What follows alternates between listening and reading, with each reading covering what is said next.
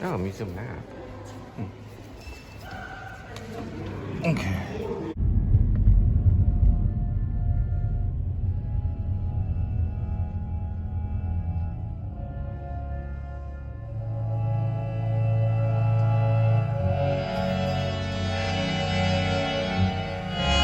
Please subscribe show. YouTube Cole Spivey. Yeah, man. They run long cables through, and then they put that cable under tremendous pressure. And so that little case piece that you see right here. The one on the top. Oh, right. Yeah, that covers the cables. Okay. It runs a full length of that, and put under tremendous pressure. The post cabling works like, well, if you had like a 3 to 5 deck cards, and you put a bunch of rubber bands around it. And rather than a corner go down or something like that, the whole thing goes like this. So that's the idea of post-tension cabling. Now again, this is done in 1974. That's the way they do house foundation today. Right. But this was novel stuff at the time it was done. So that's forward, and then there's cables that run all the way through these. And this is a good place to see it. But what you notice is that all the weight of that whole ceiling is borne on those 4 corner pipes. There's no weight board on any of the walls. That's pretty so all of the within the museums, what that allows you opportunity to do is move the art anywhere you want to. Gives you great flexibility. And this, by the way, is what Louis Kahn would consider the entrance to the building. Most people are going to come in downstairs, the way I came in today, because of the way the parking was. But Kahn would consider that the basement. This would have been his main entrance, and you would have a lobby, library, and the north and south gallery. And by the way, you have the same thing over here. Where was Kahn from?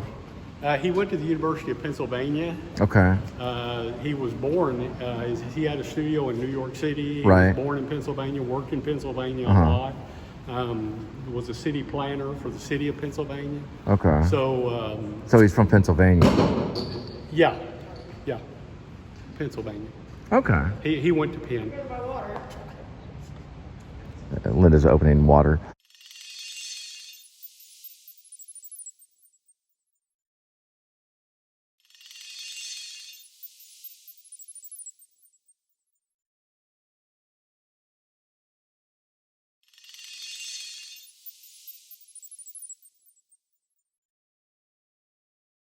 So he went to Pennsylvania and came here in the 70s.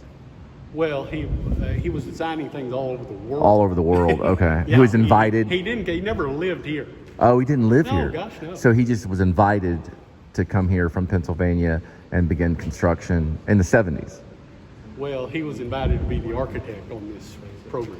Which everything's pretty much was founded, what, you said 74? The building was finished in 74. In 74, okay. And this one... Actually, the building was commissioned in 72. Kahn died in 72. Oh, okay. He died in 1974. Yeah, but he was actually here for this was the last building that he designed that he saw to completion. Wow. There are some that are completed after his death. Okay. This was the last one that he designed, that he was at the opening for it. And, you can because see his signature in the right, because he had the blueprints and everything. Yeah. Awesome. Right. So it's going to be the 50th year anniversary in October. 50th anniversary. So Kahn designed it and finished it in 72, and then he died in 74, which was when it was completed.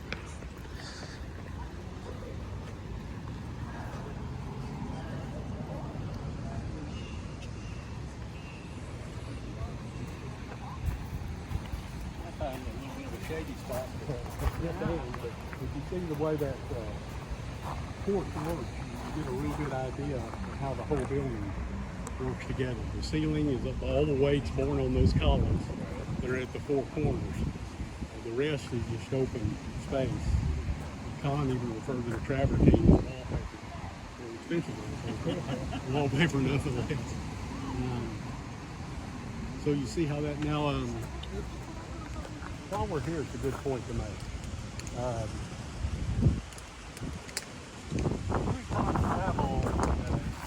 lead, like Acropolis, pyramids in Egypt, and there's a great exchange of letters, like the exchange of letters between him and Brown about the shape of the ceiling and the walls and the height and that sort of thing. There's also the letters that he wrote to his mother when he was traveling, and there's one letter that goes on for 3 pages about the pyramids, where he doesn't say anything about the immensity of them, the enormity, the size, how long it took to build everything. He talks about, I looked at it in the morning and the light hit it this way and it was yellow, and it was pink in the afternoon and it was blue, and he talks about the light and how it reflects off the pyramid and how it changes the colors.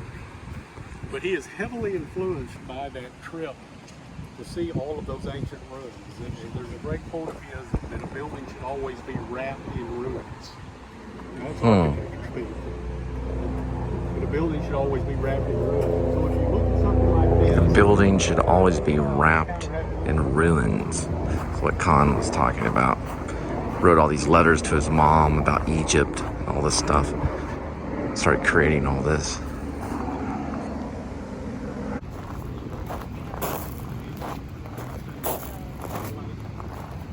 this side by something that looks, in his mind, it was ruins. But again, architectural concrete, aluminum, very modern techniques and very modern. This is cool too, right here.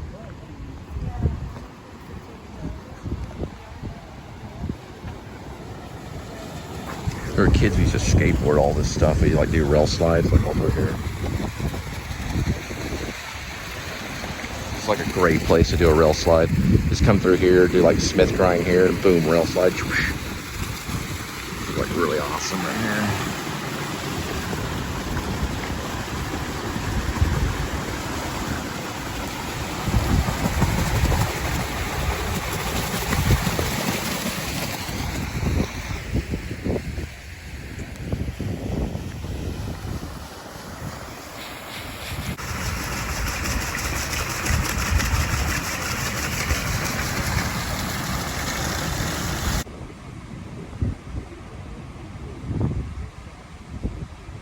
So kind of a panoramic view of all this. You're gonna have the waterfall go from this side of the Kimbell all the way to the other side over here. There's also a little pit area over there. I don't know if he's gonna show it. I'll show it later on, hopefully, if I remember. We used to play down there and do videos and stuff like that when I was younger, in high school. We've been going here for a long time.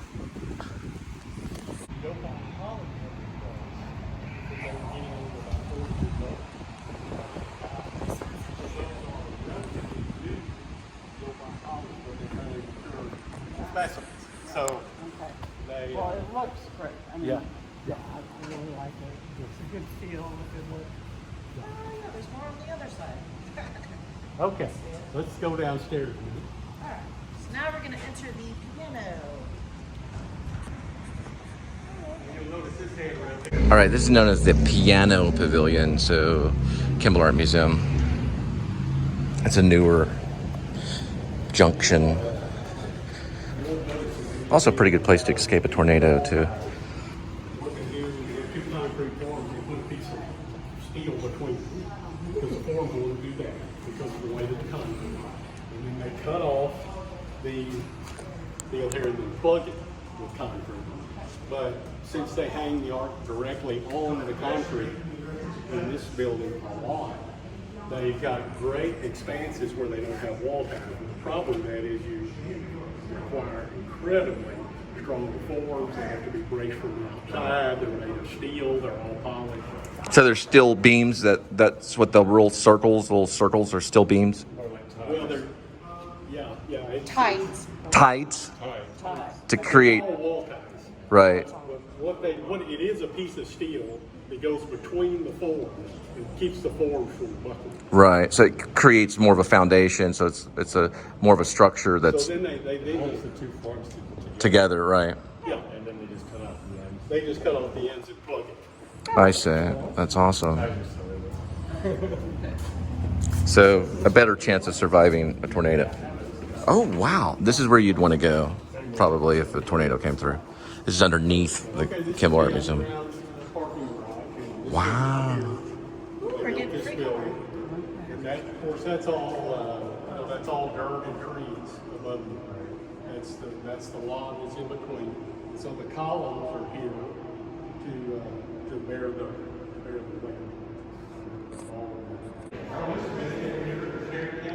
So when was this constructed? How new is this? Is this new? What? Was this new? This was built in this building. Oh, this has been here the whole time? No, 2013. Built in that building. Oh, 2013. The Piano Pavilion is 2013. Okay. All right. Oh, it's free parking. Yeah, parking is free in our underground garage. Okay, so the Piano Pavilion has free parking. If you did a remake of All the President's Men, you know, the whole scene where Deep Throat's talking to Robert Redford and Dustin Hoffman, kind of should lower the lights, kind of thing. I don't know, I'm just making a joke. Oh, there's an elevator.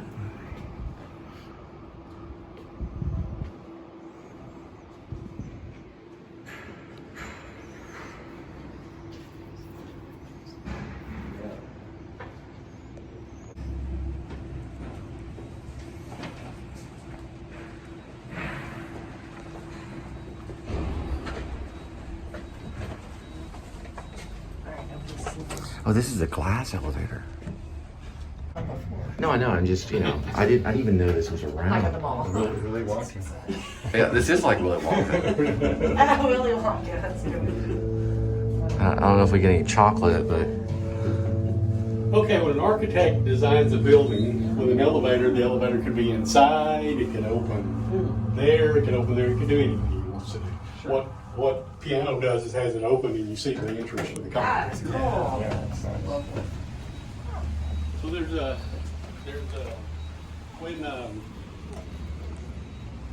when they first select Renzo Piano to design the building, obviously it's great competition, who's going to build it and all that. And Renzo Piano came to forward. it kind of looks like piano keys, doesn't it? Looks like piano keys. Yeah, just like a piano. So, but You might get there.